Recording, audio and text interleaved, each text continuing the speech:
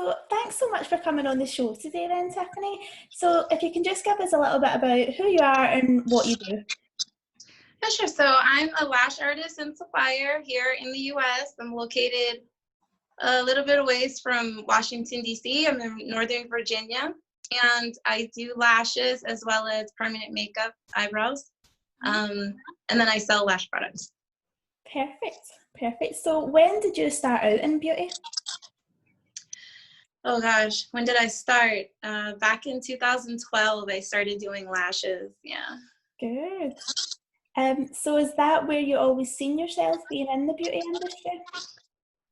Not at all. I think initially, with lashing, you first want to master your craft, and it's difficult. It's a lot harder than what it looks. So initially, I really just wanted to build this robust clientele, and after working, I would say around like a year to 18 months ago, I started thinking about, okay, what's next? Like, what is the next level for me? And you just I have 2 kids now, so I lashed through 2 pregnancies. So I think when that happened, I just started to also think about my purpose, and more than just clients or money, but what do I want to leave this world with?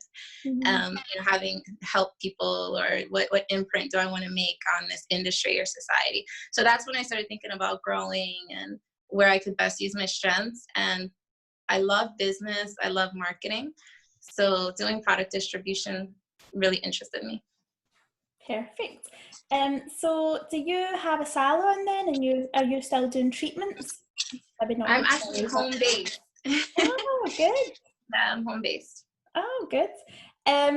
So for anyone then maybe working themselves, what would your advice be on branching out like you have? Yeah, I think I think everyone's success, or like their steps throughout their career, especially in this industry, it's going to require a lot of looking within and figuring out what's good for you. Because I know a few years ago, when I really started thinking about like, okay, like, do I want to take this operation outside of my house and try to get a salon and hire people? And I had to really ask myself a lot of questions. And I do not think I would be good as a salon owner over a lot of employees in that kind of environment, because I like to have I'm an introvert. I'm very personal, one-on-one connections with me. And I just think it would be too hectic managing that kind of operation. And I just decided to really dig deep and figure out, what am I good at? And, I think an artist who wants to branch out, that's the question you really mainly need to ask yourself, because what might be good, or what might have led someone to success that's different from you is good. It's because they have different qualities. So really doing that inner work to figure out what would be best for you. Oh, I love that answer. That's good. So you also do your training then. Could you explain a little bit about how you got into that step? What made you go in that direction? Yeah, so the way I do trainings is different, because trainings for me was a way to really just pass on the blessing of what this industry has done for me to another woman. I mean, it's allowed me to, like I said, I've lashed through 2 pregnancies. I've stayed at home with my children. I'm my own boss. I enjoy all of these things. It's creative. It's, it has that creative stimulation to it. So I really wanted to train to pass the gift on to another person. And I actually got started because I'm home based. When I first started doing trainings, I would actually go to salons and train staff there. So I did a lot of beauty schools, where I would come in and, train like the aesthetics class at a beauty school, or aesthetics department of a hair salon or of a spa. That's how I started. Now I do private trainings where people can come to my home, my home studio, and get trained if they'd like. And I certify people in classic and in volume.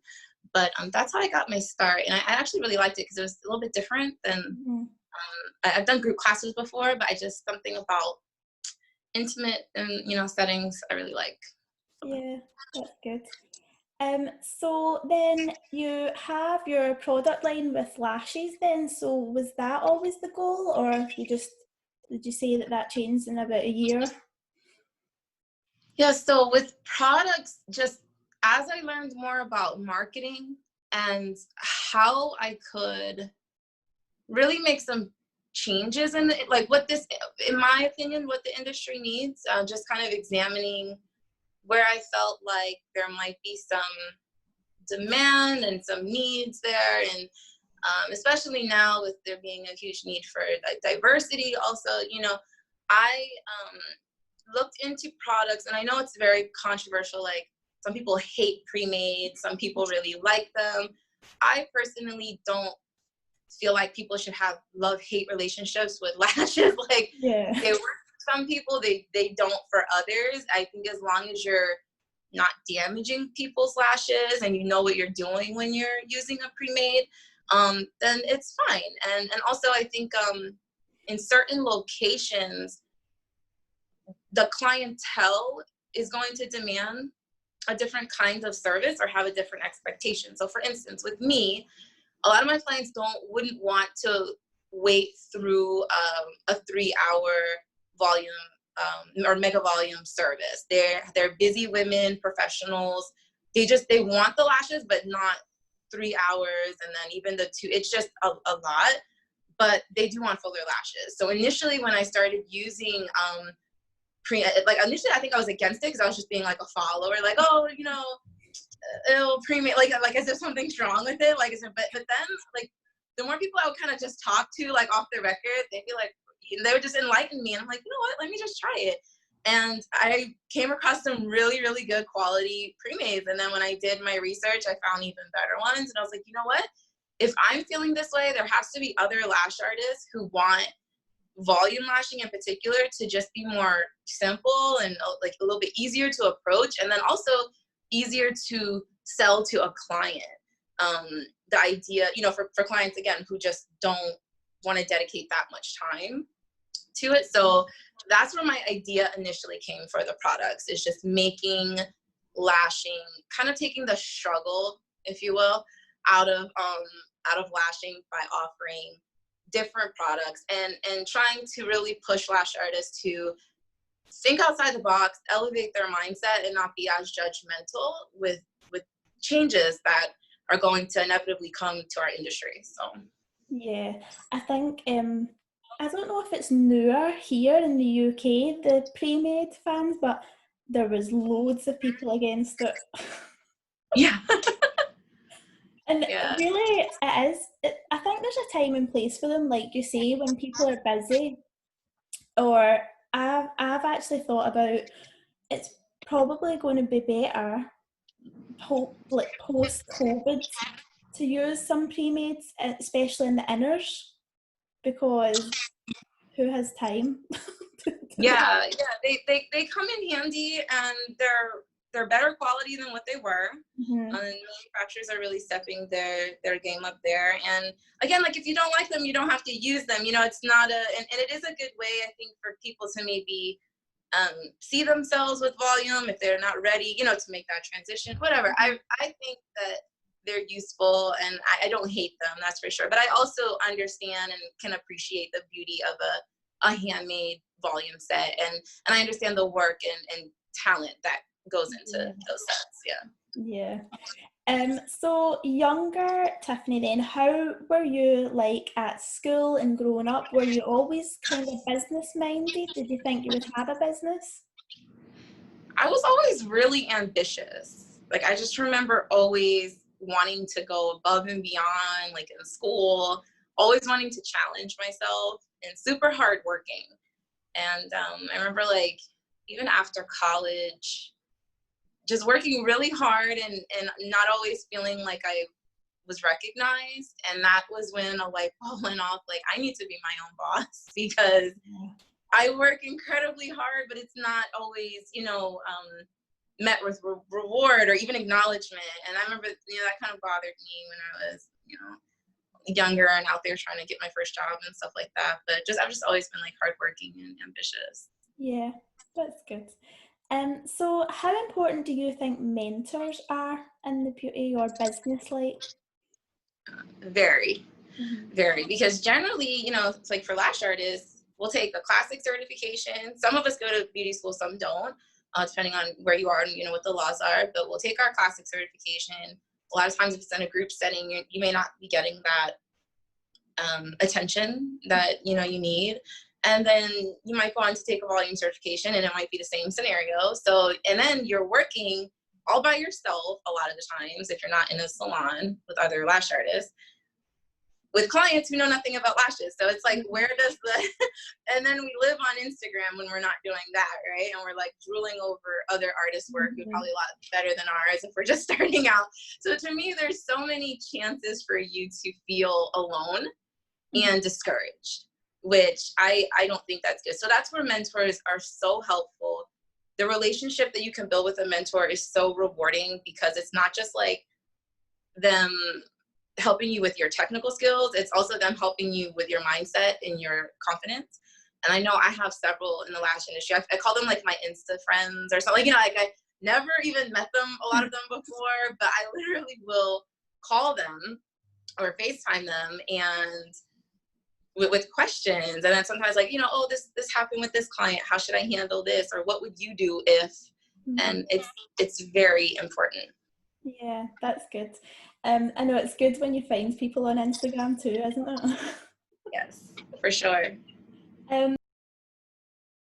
How important do you think a positive mindset is for success? Oh, very. It's everything.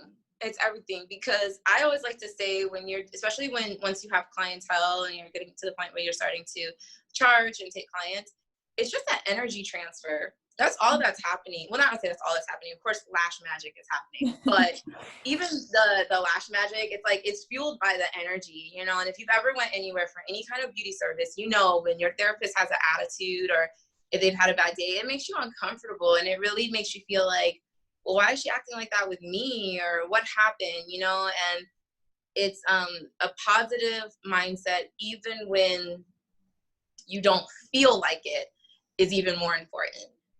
To trick yourself into being optimistic, because it's our jobs, I think, has a lot to do with energy, and how far we go, I really feel like can all be contributed to that. Yeah, definitely. I agree. So where do you see yourself and your brand in 10 years' time? Whew, I don't know. 10 years. Hard I would question. really love to grow in this industry as a supplier. I really would love to give a voice to, you know, I want to, first of all, my main thing for sure is I would love to see this industry become more diverse in terms of the leadership. When you go to the conferences, when you're choosing your lash supplier, when you're taking your classes, I would love to see more people who look like me in those positions. And I'm not saying that, you know, it at the cost of anyone else, but just to have there be more representation in that sense. I think as a supplier, I would love to grow, because I just feel like even being able to promote other artists' work, you know, within my brand is something I really would love to do, because I see my work every day and it's good, but there's people who are just as good, if not better, more creative, who might do, you know, like I live in a very conservative area, so I don't really get a lot of opportunity to do a bunch of mega volume, but I love watching like a lot of my lash sisters who are in like California or in Arizona, and they get more of people who just want to do more dramatic sets. I love that.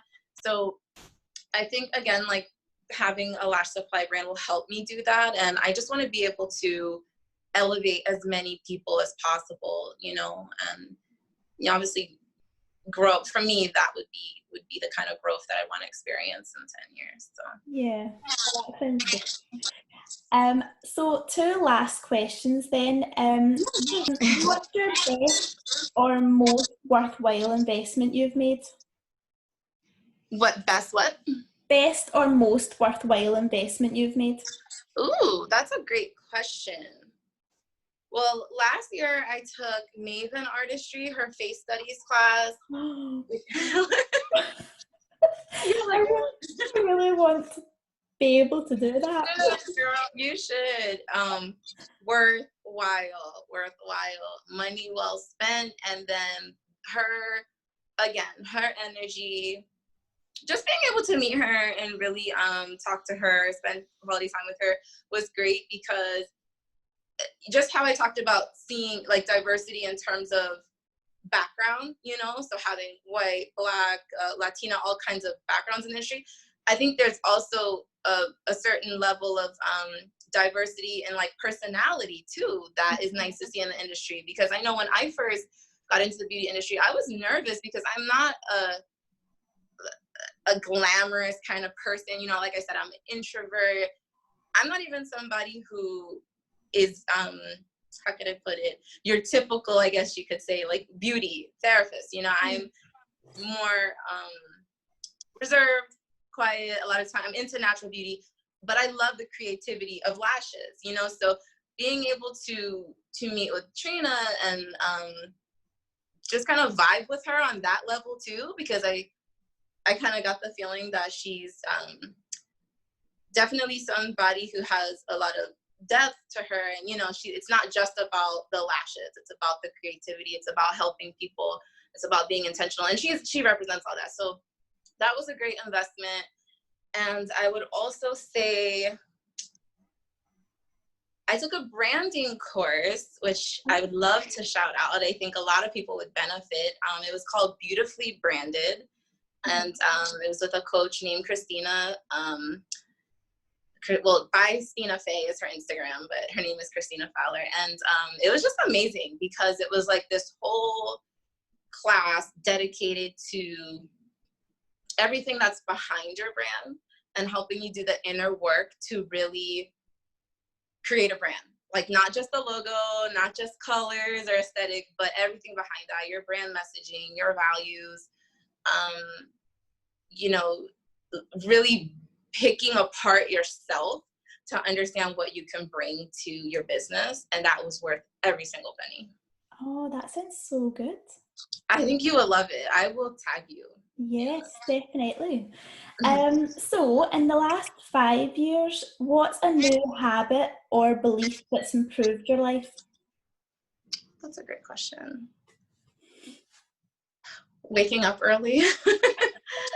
Waking up early. I think so my daughter, my oldest child, my daughter, she's going to be 6 this year. Mm-hmm. So 5 years ago, she was really young, or might have even been pregnant, but it kind of turned everything upside down for me, because I went from just being by myself, you know, I was in my like mid-20s, I'm by myself, all I have to worry about is me. And then when you have a baby, I think for women it's so hard, because our lives kind of just get like turned upside down, and we go from being our main, you know, the main thing that we have to worry about, to now you have this little human you have to take care of, and whatever like business goals or career goals you have, they kind of, you know, you have to hit the pause button a little bit, if you really want to be present, or at least I did. You know, maybe some other people don't have that experience, but I definitely had to hit the pause button. So I found that having a routine with just managing my time better by waking up early and just doing, you know, just like maybe going for a walk. Like I have this path by my house, and every morning I try to walk down there if the weather, you know, allows it. And it just helped me get clarity to kind of have a day that's productive, you know. That kind of helped me. Good. So where can people find you on social media then? Yeah, sure. On Instagram, you can find me at Level Up Lash Studio, and Facebook is Level Up Lash. I have a Facebook group called Elevated Lash Artists, if people would like to join that too. Good. So, Belle, thanks so much for coming on the show then. It's been so good. Thank you so much for having me. Thank you. No problem.